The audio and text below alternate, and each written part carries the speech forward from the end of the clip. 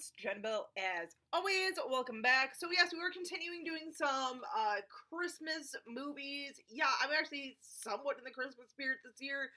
I don't know what the fuck happened. Maybe I was taken over by a pod person. I don't know, but I usually normally just cannot stand Christmas. But hey, let's enjoy it this year, shall we?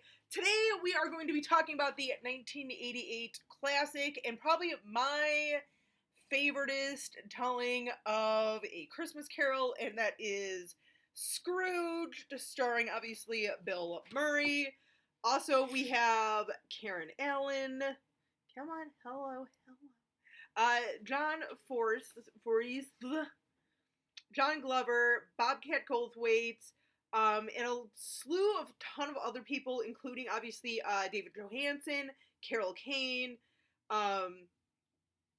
Michael Pollard, Alfred Woodard, slew of other people as well. This is an all-star cast. At least to me, I feel like an 80s all-star cast.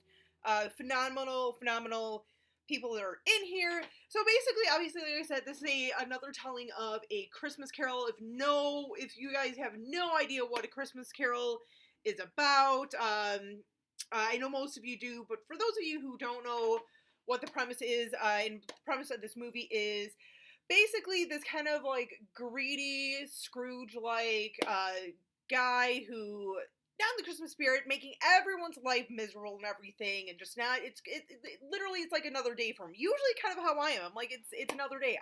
Shit, whatever. But things happen where he is presented to be seeing a vision of a ghost, telling him of the day's events. You will be visited by 3 ghosts, and you will kind of see your life and future possibilities due to your previous and current actions and everything. And then by the end, learned his lesson, and in one way or another all is good. He's got his Christmas spirit. That's usually what the premise is for pretty much every single Christmas Carol movie. I mean, nothing wrong with that. Very simple story. Charles Dickens has an obvious classic and everything. So, but yeah. Something about this one that I love is, that it is such a modern take on it. Even though this was, like I said, came out like 30 years ago and everything, but it's still very relatable. I mean, I think even like any sort of telling of this story can be very relatable. It's kind of similar to It's a Wonderful Life, minus the ghost, but it just basically telling you appreciate what you have, try and do good when you can, and the actions that you do, regardless of, what your relationship is with various people throughout your life, will impact them in some form or another. So kind of just be mindful of what you're doing, how you're acting, how you're treating people and everything, basically at the end of the day, like I said, be pretty decent to people. There's nothing wrong with it. It costs nothing to be decent to people. Just saying. I think more people need to be like that. I'm just saying. But I love this one, because it is, like I said, it is a more modern take in the story, and the fact that, I really did kind of grow up on this, because I remember this was always playing on HBO and stuff, and it's still, a pretty decently played movie around the holidays. It definitely is one of those movies.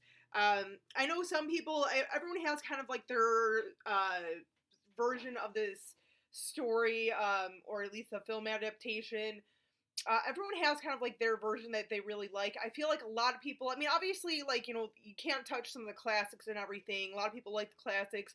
But I feel, at least for like my age group-ish, give or take a few years, very kind of like up in the air of which version you like. Most common answers of which is your favorite.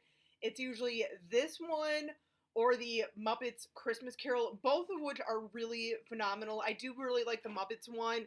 It's been ages since I've seen it. Like, I'm pretty sure my Canadian twin, Sarah1228, prefers the Muppet one, or at least that's like her favorite take on it. No worries, man. It's still a really good take on everything. I love the ghosts in here. I feel like especially like the first two ghosts. in any of these stories, the Ghost of Christmas Past and Ghost of Christmas Present usually have some sort of like variation on them. Like I feel like people kind of play around the most with those, switching those up. But the last one, the Ghost of Christmas Future, I feel it's always the same, and rightfully so. Like I hope that as this movie continues to be made, or the story continues to be made, that no one ever really completely changes that last ghost, because it's always pretty much like death, dressed up like death, dark robe. It's just literally missing the sickle and everything, but it fits for the last ghost and everything. You kind of know, like, okay, we're gonna see death and everything, usually of our main character and everything, and just very kind of grim and everything. And that's the thing too. It's like the future's always so grim for these people, because they're such shitty people and like just greedy people and everything, that it's like you have to show them, like, hey, this is what the cause of your actions is. You ruin people's lives, you turn like the good people into just bitter people, and just taking the joy out of them. And when you're dead, nobody's gonna fucking remember you. No one's gonna show up to your damn funeral or anything. So, but yeah, this is an awesome one. It's got some great lines in here. I mean, just look at the cast once again. I know so many terrific people in here. Like, even like David Johansen's character, aka Buster Poindexter. For those of you who don't know him, a lot of people I know him from New York Dolls. More commonly, though, a lot of people know him as Buster Poindexter with that song, Hot, Hot, Hot, Ole, Ole, Ole, Ole. Okay, I like that song. I'm sorry. Okay, I know. Whatever. David Johansen, though, as much as he was a great musician and everything, was able to reinvent himself, but also to transition into acting and everything, and actually be a good serious actor. Fucking respect that, man. I'm just saying, man. You watch him in the show Oz from HBO, man. Oh, only in a few episodes, but legit, yeah, anything he's in, he's always really good. Tales from the Dark Side, amazing. Such a little creep slime ball, I'm just saying. And Carol Kane, I love Carol Kane in this, especially as Ghost of Christmas Present, going around with her little fairy wings. She's all made up to the teeth. It's like, yeah, you know what? I'm Ghost of Christmas Present. I'm gonna be my little, like, fairy princess self and everything, with a little bit of sass. She serves everything freaking sass. I'm just saying.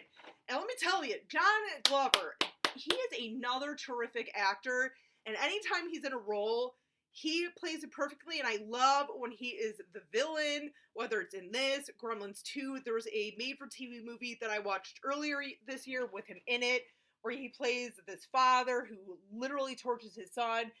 Every time he plays these type of roles, I hate him so fucking much that I'm like, I want to punch him in the fucking face, or like just punch him in the nuts. He's one of those type of characters.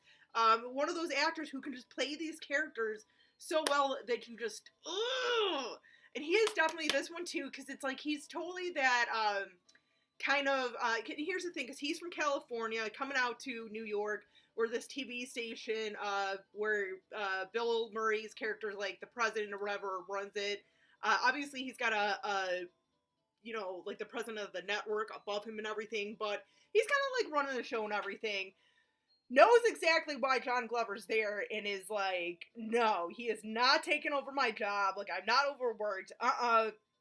Not gonna do it. And you like, as much as you want to hate Bill Murray's character in this, because he is such a nasty guy, but it's like, by the end he's gonna learn his lesson.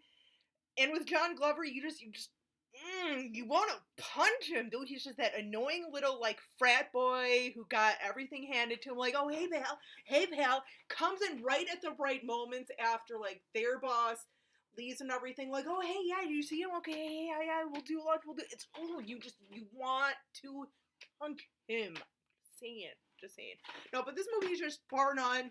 It's hilarious, has some great lines, gets you into the Christmas spirit and everything, you guys. I mean, how much, like, I don't even know how much I can, like, really say about this movie. I know I just kind of, like, rambled on for a while, but it's like, Oh, it's such a classic, you guys. If you have not seen this for whatever reason, check it out. Even if it's like middle of summer, sometimes I'll like watch this when it's not like Christmas because it's that good. And by the way, that freaking song with Annie Lennox and Marvin Gaye, Al Green, I don't know, someone else. I should look that up. Oh my god, I get that song stuck in my head every single time I watch this movie. Take a helping hand. I'm just saying. I'm just saying. Love that song. It's gonna be stuck in my head now. Thanks, Jenna. But no, check it out, you guys. Let me know what you guys think of this version.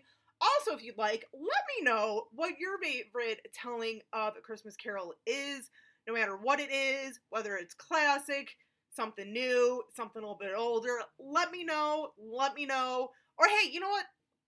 Even better if you want to let me know what your favorite Christmas movie is, regardless of what it is. Let me know in the comments, you guys. Till next time, as always, stay creepy, classy, and a little bit sassy.